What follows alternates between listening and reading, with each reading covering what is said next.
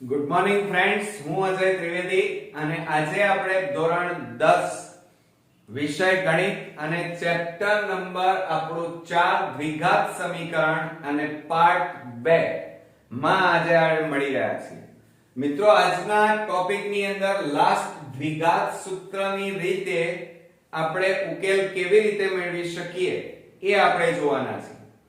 ભાગ 1 ની અંદર અવયવની રીત અને પૂર્ણ વર્ગની રીતે ઉકેલ કેવી રીતે શોધાય એના વિશે આપણે માહિતી મેળવી. અને આજના વિડિયોની અંદર આપણે દ્વિઘાત સૂત્રની રીતે કેવી રીતે ઉકેલ શોધીશું એના વિશે આપણે ચર્ચા કરવાના છીએ. ખૂબ જ અગત્યનો વિડિયો બનવાનો છે આજનો, એટલે બરોબર ધ્યાન રાખજો મિત્રો. તો ચાલો શરૂ કરીએ. હવે આપણે દ્વિઘાત સૂત્રની મદદથી આપણે ઉકેલ શોધવાનો છે. જુઓ, આમ કુલ 3 રીતે દ્વિઘાત સમીકરણના ઉકેલ 3 રીતે શોધી શકાય. કઈ કઈ રીતે? અવયવની રીતે, પૂર્ણ વર્ગની રીતે અને દ્વિઘાત સૂત્રની રીતે. વિભાગ A માં હેતુલક્ષીમાં, અને આ યાદ રાખજો કારણ કે ઘણીવાર એક વાક્યના જવાબમાં પૂછવામાં આવે છે કે દ્વિઘાત સમીકરણના ઉકેલ કઈ 3 રીતે શોધી શકાય. તો આપણને આવડવું જોઈએ કે અવયવ, પૂર્ણ વર્ગ અને દ્વિઘાત સૂત્રની રીત. ક્લિયર? હવે આપણે પાછા અહીંયા જોઈએ કે દ્વિઘાત સમીકરણનું પ્રમાણિત સ્વરૂપ કયું એ પણ આપણે ગયા વિડિયોમાં શીખ્યા. ax² + bx + c = 0, જેમાં a is not equal to 0, એટલે કે a બરાબર 0 નથી. આ આપણું પ્રમાણિત સ્વરૂપ છે મિત્રો. શું છે આ? પ્રમાણિત સ્વરૂપ. અને આ ટૂંકા પ્રશ્નોમાં હેતુલક્ષીમાં આજનો વિડિયો ખૂબ જ અગત્યનો છે. હવે જો એના ઉકેલ શોધવા હોય તો તમારે સૌપ્રથમ પહેલા વિવેચક શોધવો પડે. શું શોધવું પડે? વિવેચક. અને વિવેચકને આપણે ધ્યાન રાખજો, વિવેચકને આપણે D, કેપિટલ D વડે પણ લખી શકાય, એને D પણ કહેવાય. અને D ન લખવું હોય તો વિવેચકને આપણે ડેલ્ટા વડે આ રીતે પણ આપણે લખી શકીએ. ત્રિકોણાકાર, આને ડેલ્ટા કહેવાય. શું કહેવાય? અને આને કેપિટલ D. ક્લિયર? હવે આ વિવેચક D નું સૂત્ર તમને આવડતું હોવું જોઈએ. b² - 4ac. યાદ રાખજો, કયું સૂત્ર છે? કેપિટલ D એ વિવેચક બરાબર b² - 4ac. હવે તમને એમ થાય કે સર a અને c ક્યાંથી લાવીએ, b ક્યાંથી લાવીએ?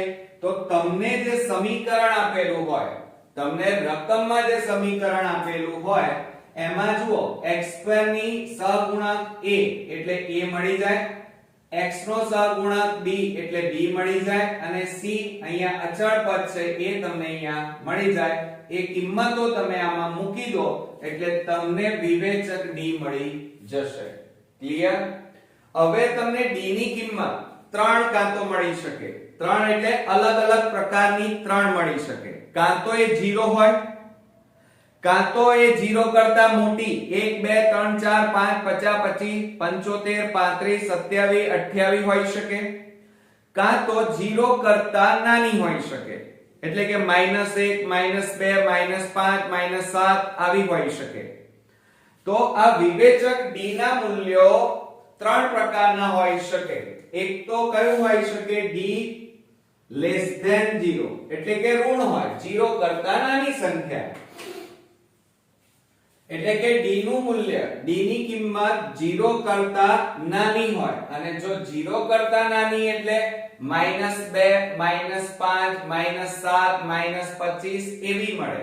અને જો -25 એટલે કે 0 કરતા નાની કિંમત મળે તો યાદ રાખજો, વિકલ્પોમાં હેતુલક્ષીની અંદર ટૂંકા પ્રશ્નો, ખાલી જગ્યા, જોડકા અને ખરા ખોટા એની અંદર આ બધું પૂછાય છે. બરોબર? એટલે d <0 હોય ત્યારે દ્વિઘાત સમીકરણના વાસ્તવિક બીજ ન મળે ભાઈ. આ યાદ રાખજો, એક્ઝામ્પલ માં કામમાં આવશે. 2 માર્ક્સ ના જ્યારે દાખલા ગણતા હોય ત્યારે આ પૂછાય છે ઘણીવાર. એટલે કે તમે જ્યારે દાખલાની ગણતરી કરો ત્યારે d નું મૂલ્ય માઈનસ માં આવે છે.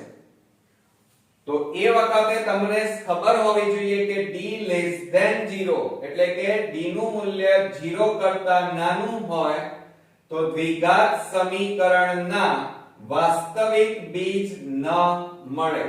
Okay, clear? આ પહેલો ભાગ. હવે બીજા ભાગની અંદર જો d નું મૂલ્ય તમે દાખલાની ગણતરી કરો અને આ વિવેચકનું મૂલ્ય 0 મળે, વિવેચકની કિંમત જો 0 મળે તો યાદ રાખજો કે દ્વિઘાત સમીકરણના 2 સમાન બીજ મળે. કેવા મિત્રો મળે? 2 સમાન. યાદ રાખજો ટૂંકા પ્રશ્નોમાં કેવા બીજ મળે મિત્રો? સમાન બીજ મળે. ક્યારે સમાન બીજ મળે? d બરાબર 0 હોય ત્યારે. અને જ્યારે સમાન બીજ મળે તો કયા સૂત્રની મદદથી શોધી શકાય? તો યાદ રાખજો x બરાબર -b છેદમાં 2a. કયું?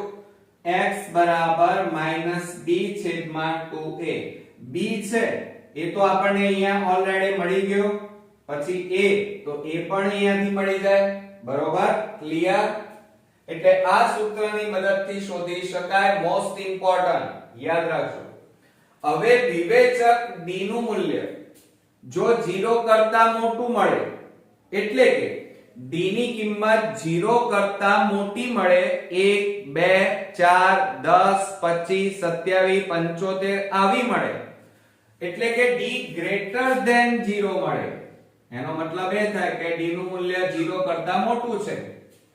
તો એવા સમયે દ્વિઘાત સમીકરણના 2 ભિન્ન ભિન્ન એટલે અલગ અલગ બીજ મળે. કેવા મળે મિત્રો? 2 અલગ અલગ ભિન્ન ભિન્ન બીજ મિત્રો મળે. ધ્યાન રાખજો. ક્યારે? કે જ્યારે d ગ્રેટર ધેન 0 હોય ત્યારે, 0 કરતા મોટું મૂલ્ય d નું હોય ત્યારે. તો હવે 2 અલગ અલગ બીજ મળે તો કયા સૂત્રની મદદથી શોધી શકાય? તો સૂત્રો યાદ રાખજો. શું સૂત્ર યાદ રાખવાનું? x બરાબર -b પ્લસ વર્ગમૂળમાં d. d એટલે વિવેચક અને ભાગ્યા 2a. ક્લિયર? અને એ જ રીતે બીજું સૂત્ર મળશે x બરાબર -b માઈનસ વર્ગમૂળમાં d છેદમાં 2a. આ બંને સૂત્રો સરખા જ છે, ખાલી ફેર શું છે? અહીંયા પ્લસ છે, અહીંયા શું છે?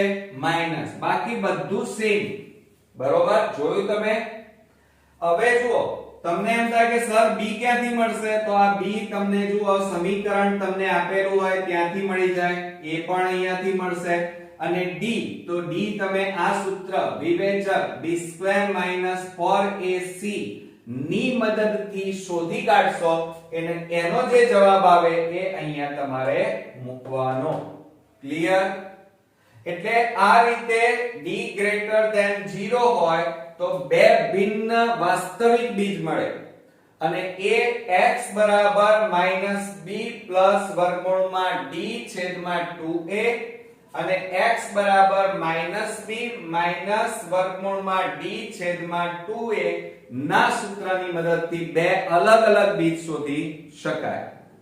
હવે આપણે આગળ વાત કરીએ. આ આપણી હતી દ્વિઘાત સૂત્રની રીત. હવે બીજી વાત કરીએ કે તમને આવો કોઠો પણ પૂછી શકાય.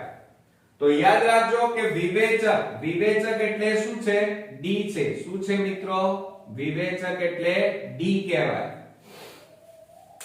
આ વિવેચક d ની કિંમત જો ધન મળે, ધન એટલે 1 2 3 4 5 એટલે એનો મતલબ કૌંસમાં લખવું હોય તો આવું લખી શકાય d ગ્રેટર ધેન 0.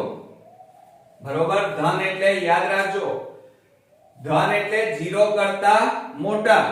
તો બીજના પ્રકાર કેવા હોય? વાસ્તવિક અને ભિન્ન એટલે અલગ અલગ. આ રીતે આ ભણ્યા ને.